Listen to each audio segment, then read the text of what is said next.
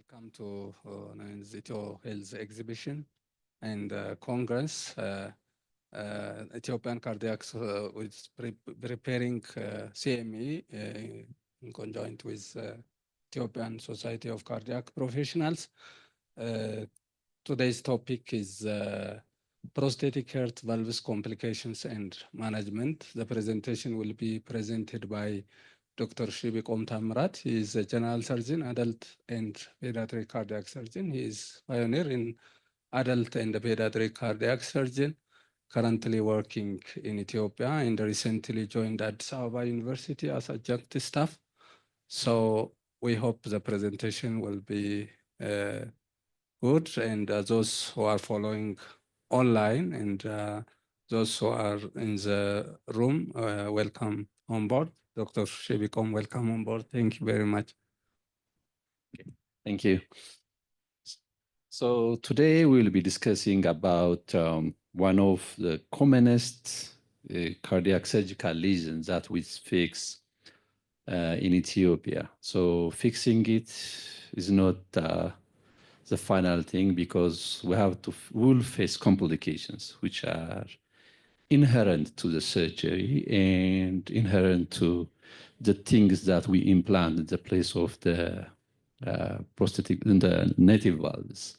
So there are different definitions for prosthetic valves, because sometimes, on clinical evaluation, when we say prosthetic valves, people tend to understand prosthetic valve is only for the tissue valve, but that is wrong. It's just like a prosthesis. So prosthesis is something artificial. So it is a device which is implanted for a patient having a valvular heart disease. So it can have different types of prosthesis can be used. So this is the most simplified definition for a prosthetic valve. So while they are working out these things, let's go back to history, how it looks like, because cardiac surgery is the youngest disciplines in the field of medicine. So it has started like in the 1896 by the time of in Germany, when they repair right ventricular stab injury, and that was the time when they start to do cardiac surgery, but that was not using a machine or something that will replace the heart and the function of the lung. And with regard to valve surgery, it was started in the 1920s, especially in 1923, by Elliot Cutler in Boston. So what he did was he did valvulotomy, because that time with the understanding was rheumatic heart disease is a disease of the myocardium, because that is understanding. So the valves are a secondary phenomenon. So we have to treat the myocardium, then the valve disease will get better. That was the understanding. So Elliot Cutler was having a different opinion. So it is the valve that is the problem. So if we fix the valve, then in the expense of some regurgitation, patients will do fine. That was his the theory. So he did a valvulotomy through mitral stenosis through the apex of the left ventricle. So it was a commissurotomy that he did. He did that surgery, and the patient survived around 4 years and died of some cardiac complication. After that, none of them have survived, and he stopped the procedure. Later, other solos were also trying to do those procedures, and the other approach was by Sutter, and he used the left atrial appendage, to do commissurotomy. So he take a persisting around the left atrial appendage, then he put his finger and he will split the commissure. So with some regurgitation of the mitral valve, he was able to relieve the mitral stenosis. That was the thing. But this was not without any problem, They used to face different problems. And the other thing was during the time of Baylis, okay? So Baylis, just after World War, that was a time when, cardiac surgery starts to boom, because, all the things came to picture, especially in the 1950s. Then that time, what was done was, he used a different thing, an incised knife on his finger. So it will be incised, he'll go inside, then he feels the valve, then when he thinks that that is a mitral valve, then the knife will come out and do the commissurotomy. But the problem was he failed. All the patients have died. Only the fifth patient has survived. So hearing those things, the management in the hospital were saying that you will be devoid of all the privilege from the hospital if you keep on doing this thing. So he has to schedule 2 final patients in 2 different hospitals across the street. So he did the first surgery, the patient died also. So before, the management got the information about this thing, he has to run across the street and do the surgery on another patient. Then this time he becomes successful. So that has laid a foundation for the current era of cardiac surgery. If they haven't gone through all those things, then we wouldn't have been doing cardiac surgery by now. That was how we have been doing those things. So this is how it looks like. So this is just an outline on how it looks like during the history of cardiac surgery. Then comes in the 1952, Hufnagel, Charles Hufnagel, he was keen to treat patients having aortic regurgitation. So in aortic regurgitation, what he was thinking was, there's no way to go into the heart and fix the valve at the aortic valve level. So what he thought was that if I put some device in the descending aorta, then I can somehow, fix part of, the pathophysiology of the regurgitation. So I wish, the display is working. I would have showed you how he divides the valve. So it's kind of, it's a ball in a cage, and then when the blood flows in and out, it moves the ball. With that, he was able to, reduce the regurgitation. That was the first valve to be implanted in human. So that was the thing. Because they used this same design by Hufnagel, and Star Edwards in the other valve starts to come to picture, because Star Edwards, the first valve to be put in the aortic position was Star Edwards. So that is ball and cage type. So it have got some similarity with Hufnagel, but with different design, because you have to have suture fixation as well on the aortic annulus. That was the advancement.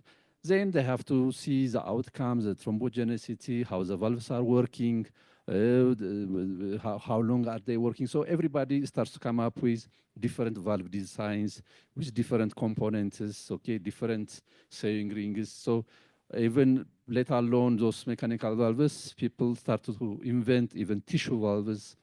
They start to use homografts from cadavers. They start to treat, porcine valves. They start to come up with porcine valves with different treatments so as to decrease the antigenicity. And even now is the time to use even transcatheter valves. Okay, so gradually, different companies came up with different modalities of treatment. That's how it looks like. Actually, if it's not being displayed, it's very difficult, to cope up with the presentation, because we need to have something displayed on the. We'll be discussing about prosthetic valves, their complications and management, because it's a common procedure and it's prone for complication because it's inherent thing that has got to do with surgery itself. Okay, next surgery, please. So the simplest definition for a prosthetic heart valve, different books give you different definitions, but this is what I found it to be the simplified one. It is a device implanted in the heart of a patient with a valvular heart. So it can be of different sorts. So as we will see later on our discussion. So let's see a little bit of history, how it looks like. So with regard to cardiac surgery in reference to valve, it was in 1923 where Elliot Cutler from Boston did a valvulotomy through a stab wound at the apex of the left ventricle. Then you go up and you reach at the mitral valve, and he on a 12-year-old female patient. So he did incision on the leaflet and it was successful. The patient survived 4 years and later died of some other cardiac complication. But Cutler operated additionally for 6 patients, but all of them have died. The only survivor was the first patient. Later, in 1925, Sotar did commissurotomy using the left lateral appendage approach. So he inserted his fingers through a purse string, through the lateral appendage. Through that, he guided his finger to the mitral valve, and he did the surgery. And he did only once. Sorry, he didn't do any other surgery. He was, asked in 1950s by Dwight Harkin. If you know, Dwight Harkin is the one who has done a lot of surgeries on the heart, especially with bullet injuries just after the World War. So he asked him, why you kept on doing others mitral stenosis? He said, it is of no use to be ahead of one's time. That was his response. So he didn't do anything after that. All right. Then after World War II, Charles Bailey in Philadelphia, he devised an incised knife. So the knife will be incised and it will be inserted through a finger. And you feel the mitral valve, and then the knife will come out and you make the incision. So this time, what happened was, initially all the 4 patients has died, but the last 2 patients, he scheduled the surgery in 2 hospitals across the street because he will lose all the privilege from the hospital. So what he did was he did the surgery on another hospital. The patient didn't make it. Then before the management knows about this thing, he goes across the street and did the surgery on the 5th patient. In that time, it was a success. So the patient survived 38 years after that procedure.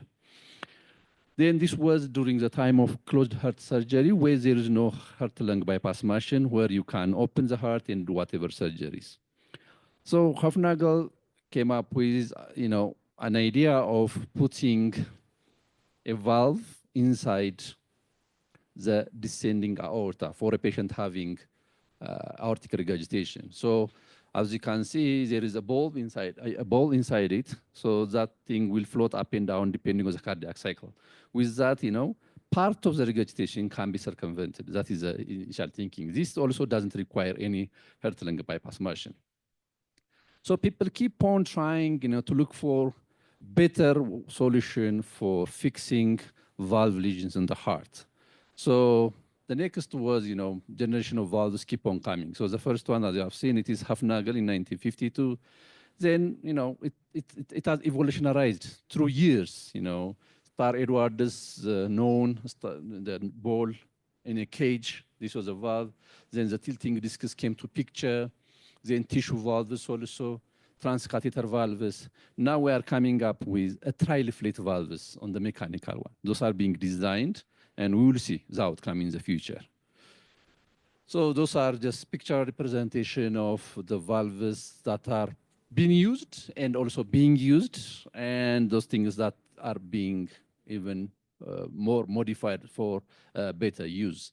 So you can see the first one, the Star Edwards ball and cage valve, followed by tilting disc. What is not represented in this picture is the non-tilting disc. The non-tilting disc is, the disc is free just like the ball, but it moves up and down. But the problem was it didn't last longer. Okay, it was taken out of the market because of a lot of complications. So the tilting disc came to picture. You can see the pictures in B and C. And then the other innovation was because of those things, the gradients were very high. So people have to think of a better valve. So they came up with a bileaflet valve, especially St. Jude. And other also companies came up with that one. Then, the thrombogenicity, this anticoagulation was a problem. So they have to think of other valves which are more of biologically friendly for patients having valvular heart disease. So they have to come up with tissue valves, either using porcine or pericardial valves. Then the other innovation came is the homografts, okay? And that was also still being used. And then comes the transcatheter valves, the different modifications. So this is how it looks like. This is a mechanical, the bileaflet valve, how it opens and closes. This is a tissue valve, you can see, tricuspis. So they are trying to make it look like the natural valve that is the designs. and trying to have a lesser gradient, more natural looking. And the other innovation that we'll see is how we can make them last longer. So those are the classifications of prosthetic valves. So I've got mechanical valve, I've got tissue or bioprosthetic valves. So from the mechanical valve, the caged, I've showed you the Edwards type, tilting disc, non-tilting disc, as I've said, it was because of probably it was removed from the market. The biofillet valves, the one that are being commonly used nowadays. From the tissue valves, we have got autografts. Autografts is mainly meant for, especially, it was applied for younger kids, but it was now also being, the indication has been expanded and being used in adults as well. So what we use is you use the pulmonary valve in the place of the aortic valve. And in the pulmonary position, you'll take other allografts or homografts. And the other tissue valve is homograft or allograft, so it depends on the source. And others are heterografts like porcine valves and pericardial valves. Those are the innovations. So this is how it looks like for a patient having a mechanical valve and how those bicuspid, the two cuspids, you can see them, the mechanical ones, how they open and close. This is a fluoroscopic view. So when it closes, it's not 180 degrees. So there is some degree that is left here because we need that one, we need those openings as a washout jets.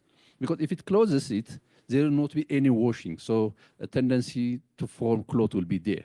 So this thing is devised in such a way that, the backflow will wash out any possibility of formation of clots. That is the thing.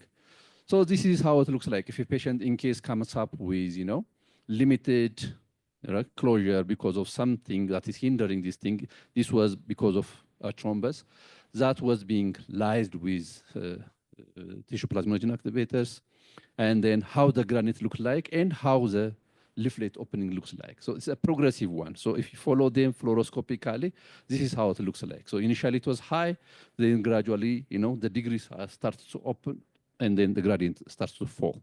That is how we follow them.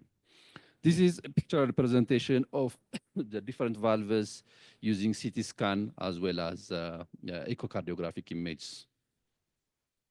So the jet flow of the blood, the direction of the jet depends on the type of valve you are using. For example, if you use the ball and the cage valve, the Edwards type, the ball will be at the center. So the flow will be lateral to the balls. And when you are using the tilting disc type, you can see we have got two jets, okay, on the side. But if it is bicuspid one, okay, we have got three flow jets, two lateral ones and one central one. So those are important in evaluating patients post-operatively and even long-term follow-up. Sorry, yeah. So those are, sorry, continue. So those are the opening and closing angles where, different companies modify the angle of the disc so that they will have a better opening and closure. So if you take Medtronic Hall and TTK Chitra from India, they have got only opening angle because they have got only single disc. But the others are two discs they are having. So you have got an opening and a closing angle. And they have got some range because those ranges will determine the gradient, the flow, and the hemodynamic consequences of a given valve that is implanted in position.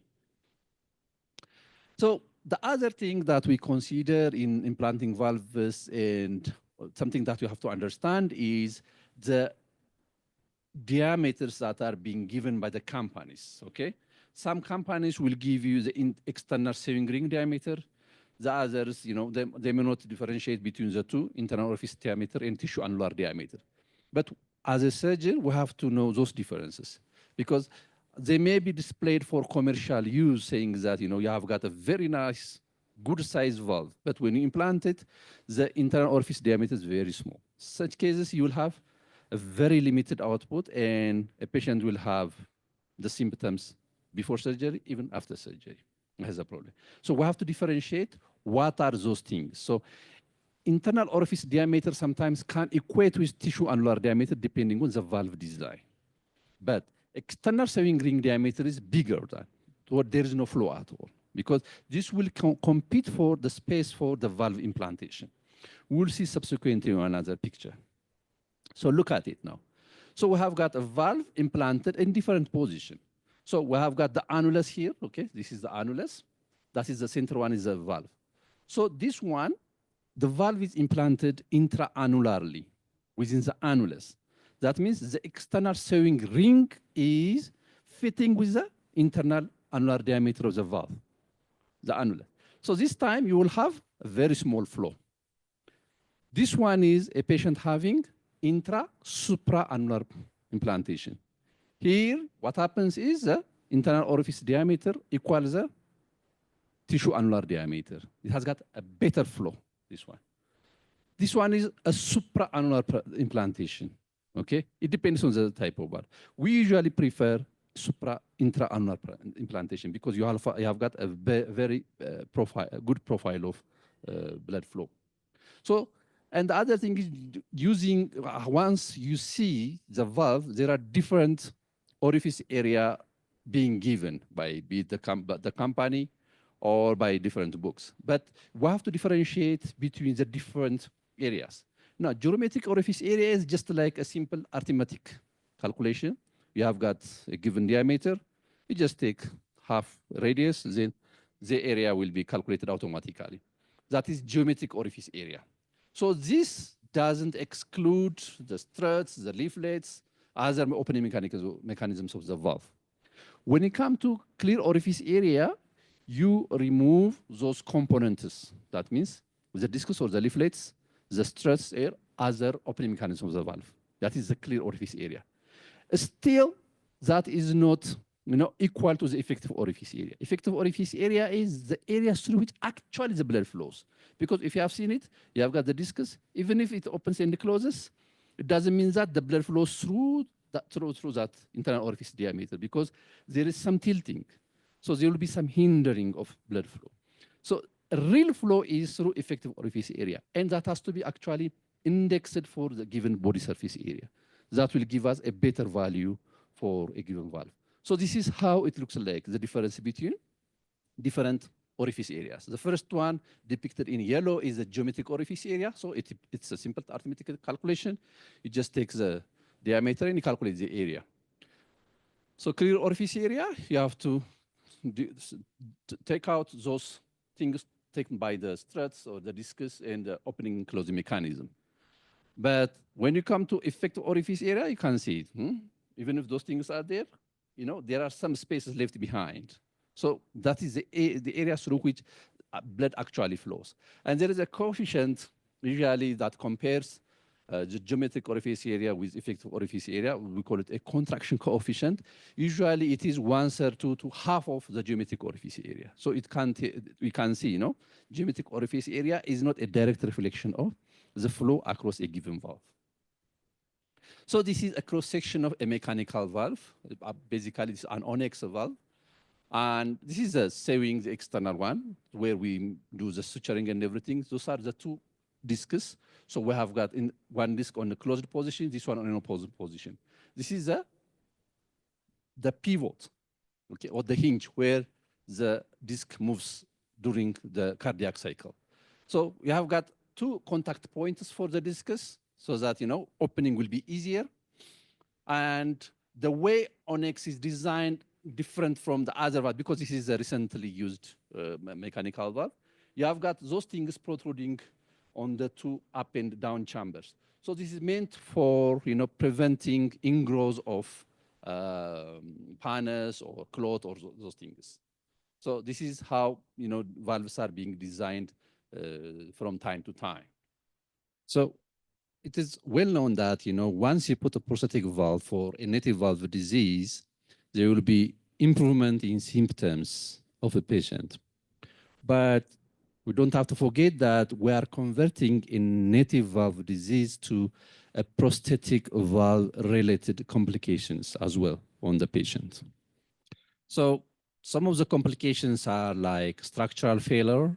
It can be bioprosthetic valves mainly, but it also can happen in mechanical valves, thrombosis and thromboembolic complications, pannus formation, paraprosthetic regurgitation, intravalvular vascular hemolysis, endocarditis, and others are there.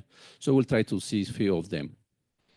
So structural valve deterioration, anyways, the final outcome will be either stenosis, regurgitation, or combination of those.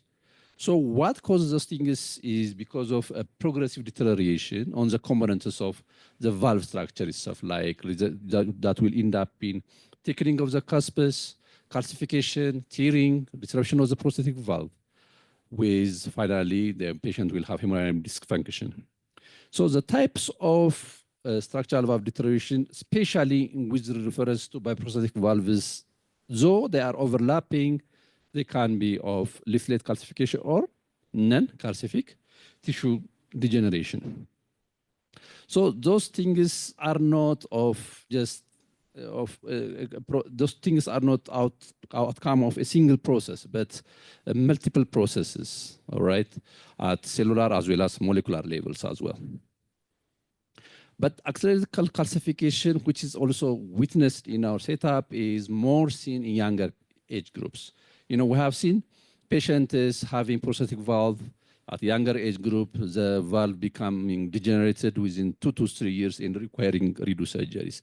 That tells you that, you know, implanting tissue valves in a younger age tends to end up in accelerated calcification because they are in the growing age and there is an enhanced calcium metabolism. Because of that, they will have accelerated calcification and tissue degeneration as well. In this renal disease, because of the associated metabolic abnormalities with calcium and phosphate involved, then they tend to have accelerated calcification as well. And any other disorder of calcium metabolism also can affect the structural integrity of bioprosthetic valves. We tend to see more of bioprosthetic valve degeneration in mitral than the aortic. Why? Because if you look at the pressure flows across them, you know, in mitral position, now during the systole, you know, that pressure will act on a closed mitral valve. But that time, the aortic valve is open. So it doesn't really have a direct impact on the cusp on the aortic valves. But the mitral is the one that will take the huge burden of the pressure. Because of that, the mitral tend to have degeneration. The other is a glutaradial fixation that will be used to keep the valves for the, you know, for the antigenic treatment as well. So there are multiple factors that are involved in the tissue degeneration of those bioprosthetic valves. The host himself, like the age, associated any form of calcium metabolism disorders, interstitial disease and others, mechanical factors depending on the character of the flow with the shear stress and the other things, and the valve factor as well. So it's just a summary of what's going on at the cellular and molecular levels, what's happening. Those are the proposed mechanisms, what will cause those bioprosthetic valves to degenerate, to calcify, and finally end up in stenosis and regurgitation. So this is what a tissue valve looks like after being implanted and how the degeneration looks like. This is just like when you implant it, it looks like just like a natural valve. The natural mimicker of those cuspes is just like a wet paper, just like that. But when it degenerates, it becomes like that, calcified, very hard, doesn't move, okay? And stenotic as well, even sometimes regurgitant. So whatever you see around those things are the pinous growths. Those are the suture materials that are used to fix the valve on the annulus. So whenever patients develop those structural deterioration, the symptom onset differs depending on the degree and the rate of the valve dysfunction. So the patient can come up with an acute problem or a progressive problem. Physical examination, usually they are not that much conclusive because, you know, some of the mechanical valves, even the click will be audible even without using a stethoscope. Just when you go into the room, you can hear the clicking sound. So when that clicking sound starts to diminish, that tells you that there must be something that's happening to the valve. History-wise, you know, patient can develop, depending on, as I've said, on the rate and degree of the valve dysfunction, patient can come up with even pulmonary embolism, right-sided heart failures, congestions, and even embolic phenomena as well. So to diagnose, you know, a patient having prosthetic valve dysfunction, we have to use different echocardiographic parameters. Just a single parameter that won't tell you that there is a problem with prosthetic valve obstruction. Because we will see on our further discussion how, we have to, mix up or come up with measure different parameters, bring them together and try to tell about the status of the prosthetic valve, whether it is obstructed or it is doing well. So according to American Society of Echocardiography, we classify patients having a good prosthetic valve working well, or is there any possibility of stenosis, or there is a significant stenosis? Those things are with measured parameters. Like, for example, if you get a peak prosthetic aortic gradient 3 to 4 meters per second, you say that there might be. But you don't only take this parameter in the patients might be having this thing. You have to further do other measurements, like the mean gradient. Once you get the peak gradient, for those who do the echocardiography, you can just measure the mean gradient. Effective orifice area, you can measure it using the continuous equation. The other is Doppler velocity index, or DVI, or the other name is dimensionless index. Okay, so those patients having DVI score of between 0.25 to 0.9, we can consider that they might be having aortic bioprosthetic valve stenosis. If it is significant, then the peak velocity will be more than 4, mean gradient will be more than 35, effective orifice area will be less than 0.8 centimeters square, and DVI will be less than 0.25.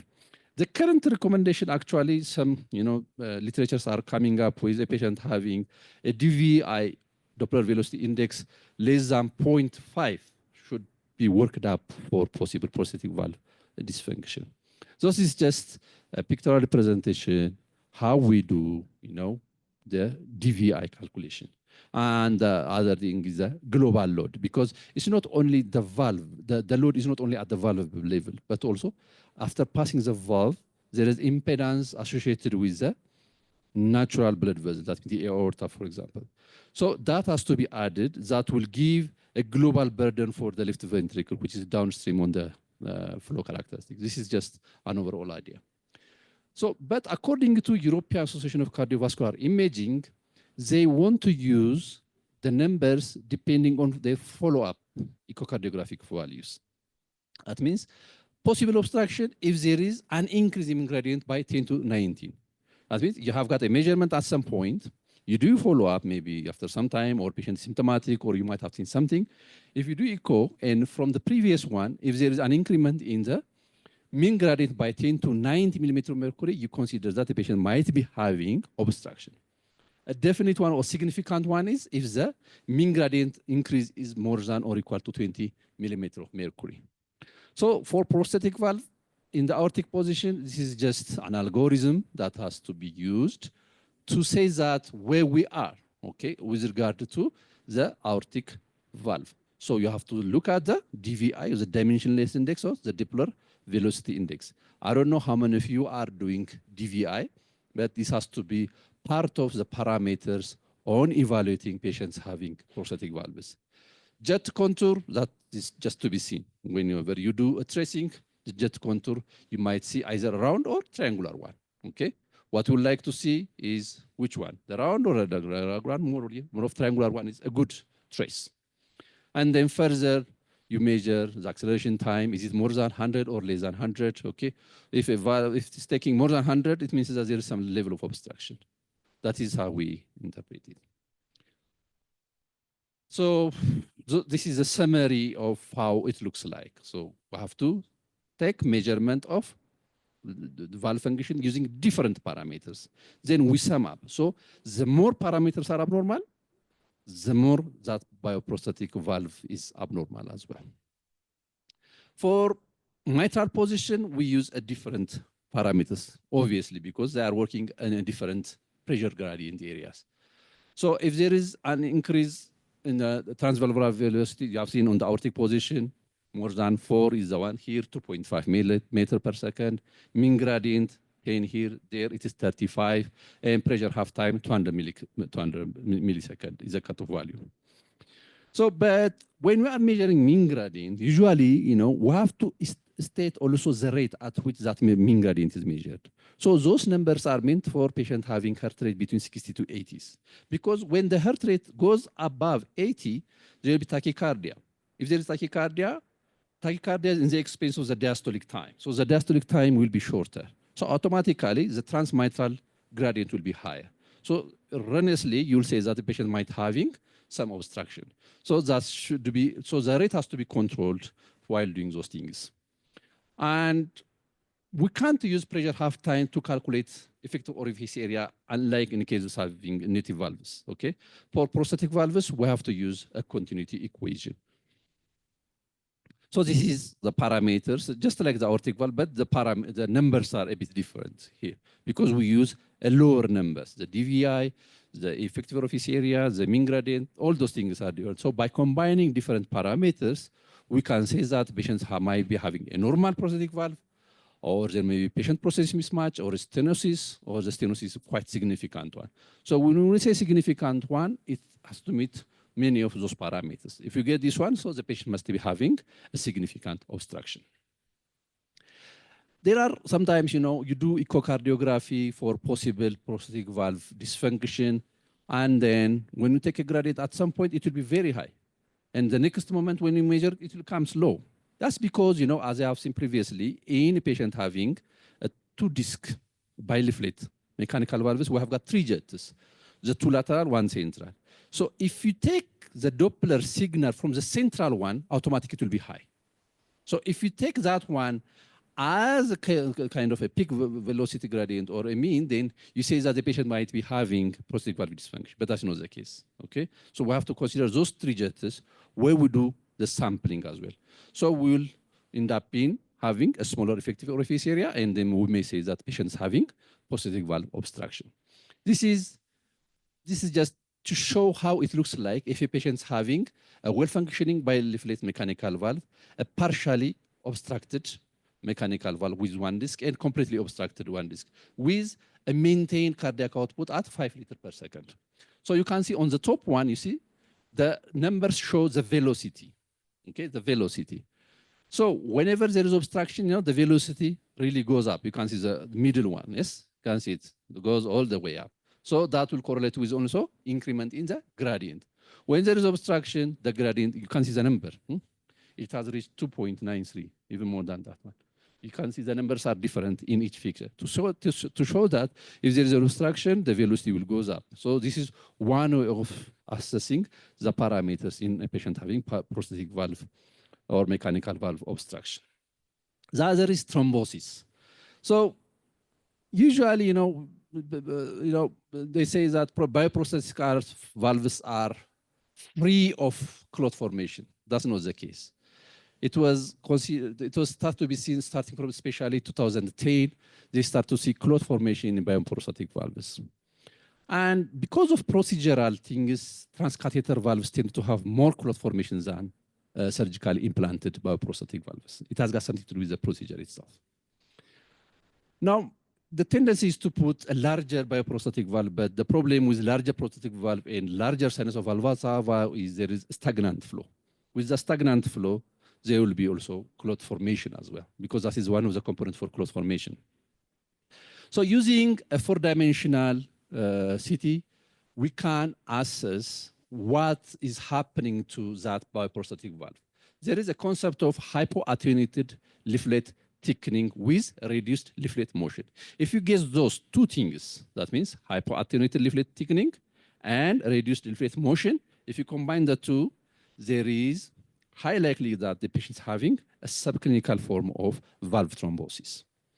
This, even if you don't want to have CT, or if you can't do CT for dimensional CT, you can use TEE, transesophageal echocardiography. It has got 100% concordance, depending on the quality of the echocardiograph machine that you are using. So even with the transthoracic one, if you don't get a Doppler color flow on the transthoracic without any artifacts, so you can really say that patient might be having those clots. So the thing here is, if you get this hypoattenuated leaflet thickening with reduced leaflet motion, and you suspect that there might be thrombosis, if you give them vitamin K antagonists or NOACs, the thrombus resolves and the leaflet movement improves. That means the clot is the one causing those 2 phenomena. So you just give them the drug, then the clot will go away. That is the way how it goes. So be it biological or mechanical valve, pannus formation. Pannus formation is a kind of scar tissue. It's no more a clot actually, but you can get clot on pannus as well. So pannus formation, usually they say it used to be common with mechanical valves, but that's not the case. The incidence is similar, be it bioprosthetic or mechanical valve. But once you do echo, transthoracic echo, if still you have got a strong suspicion that the patient might be having pannus, you have to further investigating by doing transesophageal echo, fluoroscopy, and as well as MDCT. With that, we can do further evaluation of the heart valve. So once we say that the patient might be having prosthetic valve obstruction, once you confirm by measuring different parameters, then we have to come to the table, discuss what are we going to do further for this patient. Shall we intensify endotropic therapy? Depends, okay? What is the cause for that prosthetic valve dysfunction or obstruction? Or shall we start thrombolytic, depending on the thrombolytic burden, what is the function, what are the other comorbidities, shall we use it? Or we do repeat surgery. And a repeat surgery, it doesn't mean that you have to remove the valve and put a new valve. There are times when you just remove the pannus or the clot, whatever, then you can continue using the same valve as well. So the other complication that goes with those obstructions is thromboembolic and bleeding complications. It has got an annual incidence of around 0.2 to 2.3% patient per year. And it is similar in a patient having mechanical valve with warfarin and a bioprosthetic valve without warfarin. The incidence is similar. So, for commercial valve, they say that, if you put bioprosthetic valve, the incidence of thromboembolism and everything is low, but that's not the case, okay? So the risk factors for those complications is the prosthesis type that is used. Usually this has got something to do with the generation of the valve, actually. The older generation tend to have more of thromboembolic complications, the valve position, where it is located, hemolysis is common more on the aortic, thrombosis more common the mitral. Even worse is the tricuspid position, or right-sided valves tend to thrombose very fast. The thrombogenicity of the valve itself. Patient risk factors, okay? There are times when you have seen a patient having a valve implanted, within a week time, it can get occluded, okay? And the optimizing the antithrombotic treatment also has got an impact on that one. The other complication with prosthetic valve is prosthetic valve regurgitation. So usually, prosthetic valve regurgitation is something to do with the technical thing. Okay, majority of the cases, but it has got also something to do with the tissue character of the host as well. But mainly we have to ask ourselves as a surgeon, how is my suture technique? So if a patient develops paravalvular, that means the valve has dehisced with hemolysis and ending up in refractory anemia or heart failure symptoms, then redo-surgery has to be done. So this, the same time, similar to the previous one, you don't have to remove the valve. Sometimes you just have to fix the leak, and then the patient can continue with the previous valve, or you remove it and then put another valve. The other is depends on the patient's condition. If it is high risk to undergo redo surgery, if there is an option, transcatheter closure of the paravalvular leak can be done as well. For patients having bioprosthetic valves with prosthetic valvular regurgitation, valve-in-valve implantation can be done. Without removing it, transcatheter valve-in-valve implantation can be done as well. The other infective endocarditis, actually this I have presented this thing several times actually, because this is one of the complications with high mortality, like 30 to 50%. It's good for someone not to have prosthetic valve endocarditis, because whatever you do, especially the early postoperative prosthetic valve endocarditis has got a high mortality, whatever mechanism of treatment you use. The thing is, those patients, even if you put them on medical treatment, anyways, at the end, they are going to require surgery because they will end up in some form of mechanical complication. So to diagnose it, you take blood culture, if you have got a good and nice laboratory, and you use echocardiographic evidence for infection, like you look for vegetations, paraprosthetic abscesses, or development of neo-paravalvular regurgitation. Those things will give you, support you on the possibility of prosthetic valve endocarditis. So when we do surgery, if there is failure of medical treatment, or if there is hemodynamic significant prostatic regurgitation and LV dysfunction, and if there is large vegetation, you can't keep putting the patients on medical treatment because this thing can end up in septic embolism. So this patient has to undergo surgery. And any form of mechanical complication with intracardiac fistulas are also an indication for surgery. The other is patient-process mismatch. We have touched it previously, just as a summary.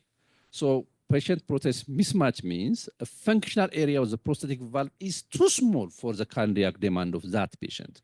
So for the aortic and mitral position, there are different cutoff values. So once we got the effective orifice area, then we classify them mild, moderate, and severe. So the cutoff point between for aortic being 0.85 and for the mitral being 1.2. Anything less than that is, patients having some form of patient-prosthesis mismatch. The other is hemolytic anemia. We have touched it somewhere in the paravalvular regurgitation. So it's a very common thing to have the hemolytic anemia in patients following valve implantation. And, there are indirect ways of assessing as well, how the extent of the hemolytic anemia by measuring like haptoglobulins and others. So hemolysis is not necessarily due to paravalvular regurgitation. It can just happen with a nicely functioning prostatic valve. Because of a shear stress, the red blood cells tend to collide while passing through the valve, and that causes, hemolysis. So majority, they can be managed conservatively with iron and folate treatment. But if the patient's having significant prostatic valve hemolysis with refractory anemia, severe paravalvular regurgitation, or high output states, or even the valve is functioning well, but the patient can't cope up with that anemia, you may need to redo surgery and change it to another valve. The other is, that something that, confuses with prosthetic valve endocarditis, the febrile complications of cardiac surgery following valve surgery. So the one is post-perfusion syndrome. Post-perfusion syndrome, it has got something to do with the cardiopulmonary bypass itself, whether you receive blood or not. Whether you receive blood or not. They incriminate CMV, cytomegalovirus, as a cause, but it's not yet confirmed. So usually the manifestations are, the common symptoms are fever, splenomegaly, and atypical lymphocytosis on peripheral smear, okay? So when you get fever, the first thing that should come to your mind is whether the patient develop prosthetic valve endocarditis or not. That is something that you have to rule out, because this is something that will go away by itself without any specific management, okay? But, because it takes time, but anyways, it will go away. So temperature, maybe normal, well, a little bit elevation, but the other thing is, the splenomegaly, the lymphocytosis, they can't disappear together with the fever, but, patient can keep on having these symptoms for even months. Even when you do CBC, you see those abnormalities as well after months of cardiac surgery. The other complications that we see commonly is postpericardiotomy syndrome. The common manifestation will be fever with pleuropericarditis with pain. So it is thought to be immunologic response to autologous tissue within the pericardium. Because whatever you do around the heart, if you touch the pericardium, it tends to react. So usually patients will come with some effusion within second and third week of surgery, and even sometimes after months. I have seen a patient coming after 7 months of surgery with just pericarditis syndrome, doing fine, and then all of a sudden they start to have these things. So they can develop those symptoms. Even without having any significant effusions, they can come up with a sudden chest pain, something like that. So this has got something to do with post-pericarditis syndrome. So the character of the pain is just like sharp or knife-like, okay? They tell you like that, okay? And it tends to get worse in recumbent position, and as well as deep breathing, but really by sitting upright. So they will have leukocytosis as well. Just like any patient with pericarditis, ECG-wise, you will see a segment elevation and 12 inversions. But the good thing is they don't have any long-term sequelae. That means there will not be any constrictive phenomenon of the pericardium, okay? Once it's gone, it is gone. So usually it is manageable with anti-inflammatory drugs, but sometimes you may need to do drainage, be it percutaneous or surgical drainage as well.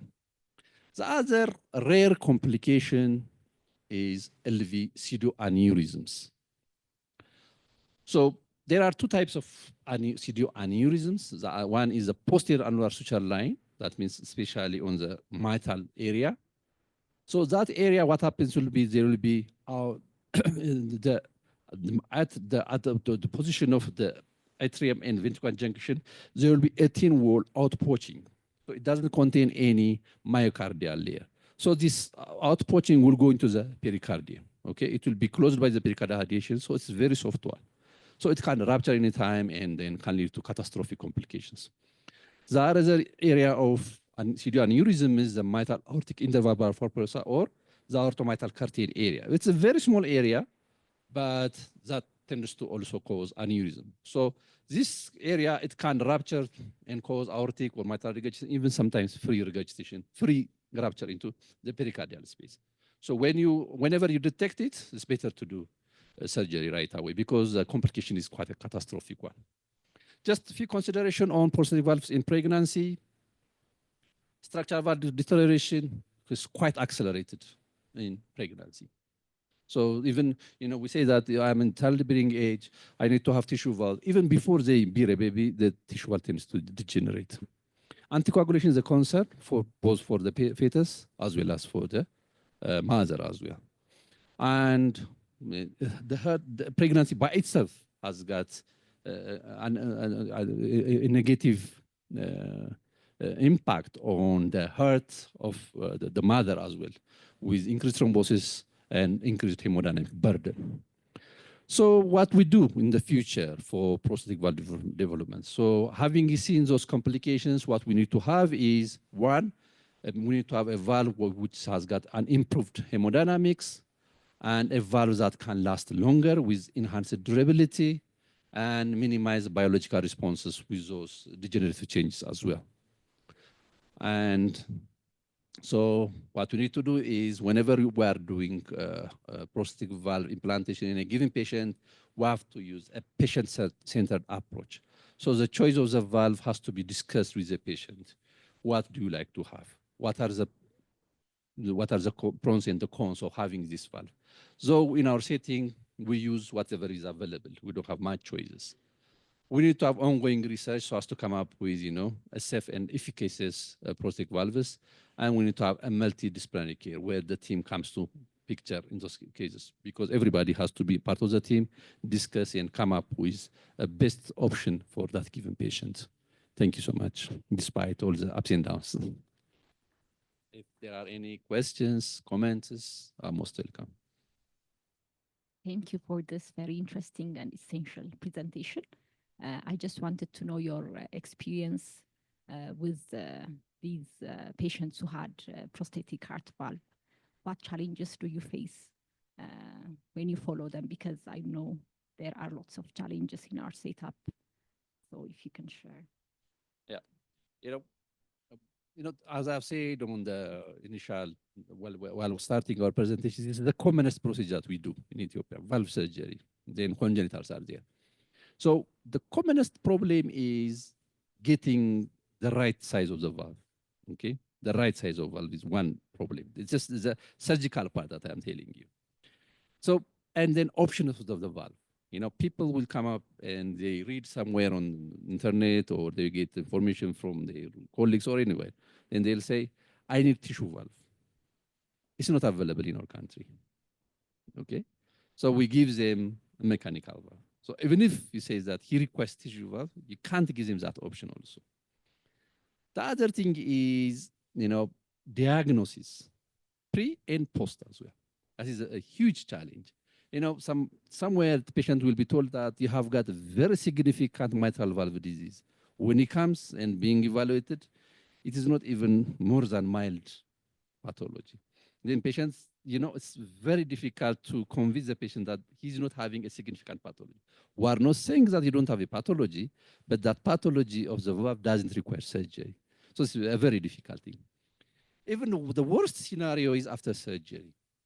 Postoperative echocardiography, having a prosthetic valve in place is very challenging. That's why, usually reporters tend to focus on the peak or mean gradient, and then the other characteristics are left out. And it's very difficult to interpret those things.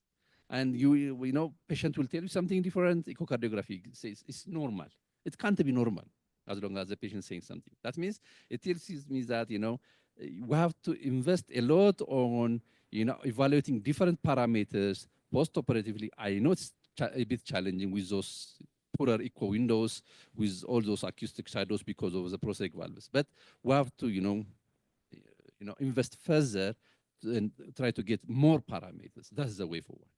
The other challenge is INR follow-up, honestly, because, patients tend to get warfarin of different brands from different places. And INR value, if you send it with single sample to different laboratories, you'll get different values. Okay, it's very challenging. So with one value, you say that, oh, I have to increase warfarin. Then the next day, the patient will come with bleeding because you have seen the result, it is low, and then you have to increase the warfarin, then they can come with bleeding. So it's the challenge is really, really a lot, actually, quite a lot, but still we're surviving. That's what we're doing. Any other question? Thank you for your nice presentation. And valve replacement and pregnancy, the risk and benefit, bleeding versus thrombosis, and anticoagulant versus its impact. So a lady who is at age of reproductive could have valve surgery. A lady who is reproductive age might ask you that, shall I be get pregnant or not? But who is behind valve surgery? So what did you recommend for such kind of requests? Yeah, I just touched it a little bit because it's separate topic by itself. But let me tell you the real scenario in Ethiopian setting and what are the guidelines says. If a woman of a childbearing age is having a mechanical valve or whatever tissue valve requiring warfarin therapy, if she is requiring warfarin dose of less than 5 milligram, okay, the incidence of warfarin-related embryopathy is less than 10%. Okay, that is the thing. So the risk, if you compare it, still 10% is not that small number, I can say. But there was a trial in Afghanistan where they just let them to bear a child. And that was a paper, actually. Okay, because they want to have a baby. And that was the time when it was studied, actually. So the thing here is, in Ethiopian setting, whenever they ask me whether I can bear a child, what I will say is you need to have a good follow-up by a cardiologist and as well as a gynecologist as well. Because the problem is, it's not, because, you need to make some adjustments, especially in the first trimester and on the last 4 weeks of the pregnancy, because this is the time when you will have warfarin-related complications. Because the first trimester is meant for the fetus. The last 4 weeks of the pregnancy meant for the fetus as well as the mother. Because, during delivery, he can develop intracranial bleeding and as well. The mother can lose a lot of blood as well. That is the area. So that is the time when we try to bridge them or shift it to actually heparin. And heparin, actually, there is off-label use of heparin nowadays in our country. A lot of people are using low molecular weight heparin subcutaneously, but it is not proved yet, actually. But to tell you the truth, from my thing, while I was doing real follow-up of patients after doing valve surgery, because nowadays the cardiologists took over. We have got a lot of cardiologists, so they, unless in otherwise they have got surgical complications, they don't come to me. But on the initial days where you don't have a lot of volumes of surgery, that time I used to see them. Then I have, 5 or 6 patients after valve surgery. They even bring their babies after delivery. Okay, this is in Addis, where you do all the follow-up, very short, frequent follow-ups. With that, you can still make them have a baby. That is the thing. but that doesn't really work for the other setups.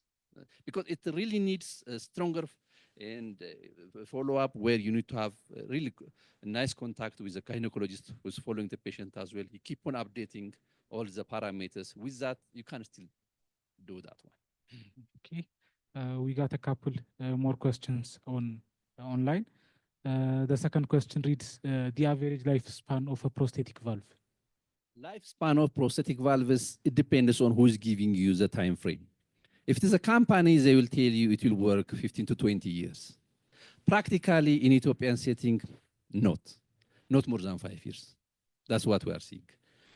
You can refer research which is made by me and my colleagues as well, which was presented in the 99th AATS meeting in Canada. So that has clearly depicted what is going on those patients who have got tissue valve, those who have got repair, on those who have got mechanical valve. That give you a real answer rather than, you know, speculating on the commercially, you know, being said, you know, it can work for 15 to 20 years. I have got a better tissue treatment and everything. That really doesn't work. Why? Because majority of the patients in our setting are very young. They are having a higher, you know, calcium metabolism, and they tend to have valve degeneration quite fast. That's what we are seeing practically. And those who didn't have degeneration, they develop prosthetic valve endocarditis. And when they develop it, as we have discussed previously, it has got a higher mortality. And you have seen it all as well. Thank you. The next question reads, what would be the complication from bigger or oversized valve? Now, the thing is, if, you know, the tendency is to put a bigger valve, but bigger valve doesn't mean that a bigger outcome. Okay, whenever you are having a bigger prosthetic valve, there will be a stagnant flow. The flow will be kind of sluggish. That will be one of the trials of the VCOS. So patients tend to develop prosthetic valve thrombosis with that one. So you have to go through the valve size given by the company, measure body surface area, and calculate the indexed effective orifice area. With that, you get the appropriate valve for that patient. Okay, that is a way to approach the patient.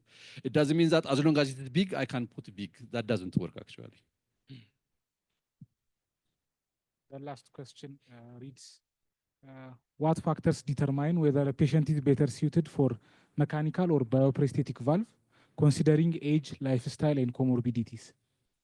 So you have to see different things. Now, in Ethiopian setting, if you say that I want to have option of tissue valve, we don't have it. Just theoretically, you have to see different things. For example, if a patient can't take warfarin, if there is no way that you can follow the INR, there's no point of putting the patient on mechanical valve because, you know, obviously patient can have a complication. Elderly patients, lifespan has to be considered also. Such patients, you can't put on something that works for 40, 50 years. You don't expect him to live that long. Then you have to consider that. Comorbidities, for example, if a patient is having end-stage renal disease, I want there to put tissue valve. You know, I know those, you know, surgeons who do transplant, they don't like a patient on warfarin. But, you know, to tell you the truth, it's better to have mechanical valve for patient having transplant surgery. Because, you know, the end-stage renal disease will cause degeneration of the valve faster, and then you end up losing the valve before you do the transplant surgery. So we have to see different things. We have to see the patient. We have to see the setup where the patient would be, the age, the comorbidities, the available options that we have at hand, and the follow-up, how it looks like. So we have to see different things. And there is no ideal valve that you can really offer for a patient. Still, they are trying to develop an ideal valve. I wish they could, but I don't think so, because there's nothing that will be a substitute for the natural thing. But they are trying that one. But from the available ones, we have to consider different factors. Thank you for the presentation. It was a nice presentation. So what I see from the patients, that few patients are, especially female patients, they are presenting with rheumatic arthritis, and in the age of teens, they do present with all the parameters that they need mechanical valve replacement. So I hope that in the near future that we will be able to find the bioprosthetic valves. But for one of the benefits of this putting by prosthetic valves is for females until they have a good family size. But what we see is patients are being presented even in the age of 11, 12, 13, 14. So even if we put a bioprosthesis, they may not reach to the childbearing age. And one of the factors for accelerating this condition is ineffective use of antibiotics. So considering all these things, what will be your suggestion in the tragedy of this, hoping that we will find bioprosthetics in the near future, but their age is not that much good. So will it be worth it to be available commercially for the bioprosthetics or? So the thing is, Professor Sarmakri Yakub, they were doing research on polymers, where you implant a valve, it's kind of tissue valve, so it grows with the patient. They are doing this research, and they are seeing a good outcome. We'll see the outcome of that. So that will give an answer for those. Even we are seeing patients 5 or 6 years old with chronic rheumatic valvular arteritis, severe form. That doesn't go with the textbook. Why? There are two propositions. One, it depends on our HLA antigen. So it might be different from the Western or whatever been studied. Or the bacteria is a bit different. It may not be the group A. It may be group C or group G. Okay? So those things tend to cause a severe form of rheumatic valvular heart disease. So for those, as we have said, patients tend to have, they say that warfarin won't be available. They can't take anything. They have to have a baby and everything. They put a tissue valve. Before they bear a baby, the valve degenerates. That is a real scenario. Real scenario. For those even who can't be repaired, when you repair it, then the real scenario in Ethiopia is nobody's really sticking to the secondary prophylaxis. Then within few years' time, the patient will come back.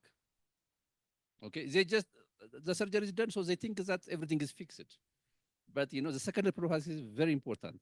And the scarring and everything will come to picture, and then the patient come up with a severe form of the disease.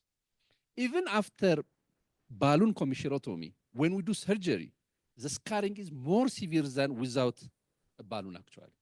They tend to react very much after you touch the valve actually. And the valve pathology is even worse after doing surgery or even balloon commissurotomy. So it's an ongoing thing. I don't know what the polymers will come up with. We'll see. Those are the options especially for the younger ones. For the aortic position, if you have got homografts, you can start doing Ross procedure because you use the pulmonary valve in the aortic position. Then, you may or you may not end up in changing the homograft in the pulmonary position. This is the other option.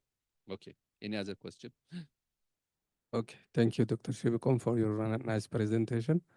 And I think the other problem in our setup is having, even after bioprosthetic, additional redo surgery is also another limitation in our setup because most of the people may not afford.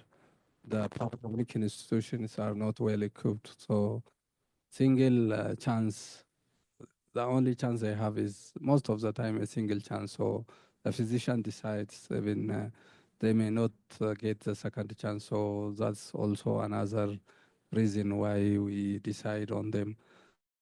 The other is, have you ever come across patients after prosthetic valve develops infective endocarditis or thromboembolism? And because patients after surgery are being followed by cardiologists, and it is good if these challenges are being managed together, cardiologist with cardiac surgeon. So have you come across, because in our setup, antibiotics, use of warfarin, most of the people come from the rural areas where access is limited. So I don't know how much these patients are on follow-up and the real scenario after surgery, if it is exactly known. Thank you. So prosthetic valve endocarditis, I have seen here also. Even during my training, I have seen a lot. And it's very, it has got a very devastating outcome. There was a patient whom I have operated recently also. Patient having aortic valve implanted like 25 years back, and he was having some symptoms. And then he was told to undergo redo surgery, but he was a kind of declining. So he came on emergency with a closed valve having a gradient sky high. So when I was asking him, he was told to have prosthetic endocarditis as well, a month back. So he was on some antibiotic treatment, but that was not effective enough. So when he comes in, he was in cardiogenic shock. So we have to rush him to the OR with even having multiple organ damage, with renal shutdown and everything. So it was a very tough decision.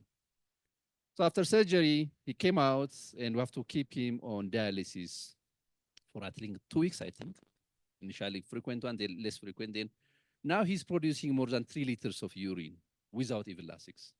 So this is just a recent one. I've seen other redos. They tell you that it is structural valve deterioration. Sometimes when you go in, even you see vegetations. Even it may not be clinically overt. They might have got some subclinical course, but you still face it intraoperatively sometimes. So this is a real challenge. Redo surgery, now they're coming. Patients are coming. Those who are really able to afford, actually, because to do it in the cardiac center, Ethiopia, I have done few there because if they get the chance, actually, so they are okay. That was. In the privates, they have to come. Those who really afford, and it's a doable thing. Actually, it's a doable thing. It's all needs a surgical planning. I'm not saying it is easy, but it's a doable one with a good planning. So as I've said, in Ethiopia, we try to give them a single best chance. So that's why we try to offer them, as I've said, mechanical one, something that lasts longer.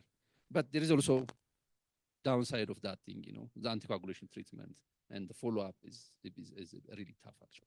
So with the I'll start with the second question.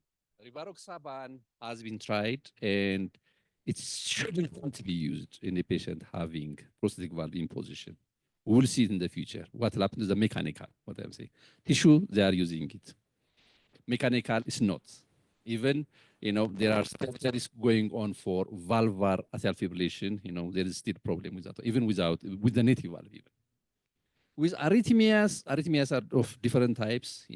Usually patients with chronic rheumatic valve disease are having some form of arrhythmia when they come for surgery. During surgery, we'll try to do some reductions and everything, just to have some control on the ventricular rates. That's what we do. With regard to aortic valve surgery, the risk is block. All right. With aortic valve surgery, so far I have never faced any block surgery related. There is one patient on whom we did aortic valve surgery. It was preoperatively told to have chronic rheumatic valvular heart disease, and he was on this basal peripheral prophylaxis. He's from Addis and good family, understanding whatever is going on. And it was told that he's having chronic rheumatic valvular disease with aortic regurgitation. I have to do the surgery. When I go inside, it's not rheumatic valvular heart disease. It is, this Lenegres disease, something, the degenerative one that really invades the conduction tissue. It's a fatty thing that's something that you see. It is something, I have read it, but I have never seen it. It's just an intraoperative surprise. So anyways, it is aortic regurgitation. I have to do the surgery. I have to remove it and send it for biopsy because we have to know what's going on. The pathologist, the common thing that you say is rheumatic valvular disease. So he didn't even look into the specimen. I wish he hasn't lost that specimen because I have to find out what's really going on that patient. Because I know it is something that is invading the conduction area. You can see it there. Then we do the surgery, everything is fine. After 7 months of the surgery, he came up with bradycardia, rate like 40s and 50s actually. This tells you that, if it was really decided that time, what was the pathology, rheumatic valvular heart disease want to cause a block. Okay? This is the disease that is really progressing. We can't excise that process because it's a natural thing. So this is something that I have seen here. Right? So with regard to prosthetic valve surgery. Okay, thank you, Dr. Shibikom, for your nice presentation, and the audience too, those who are following through online and those who are in the conference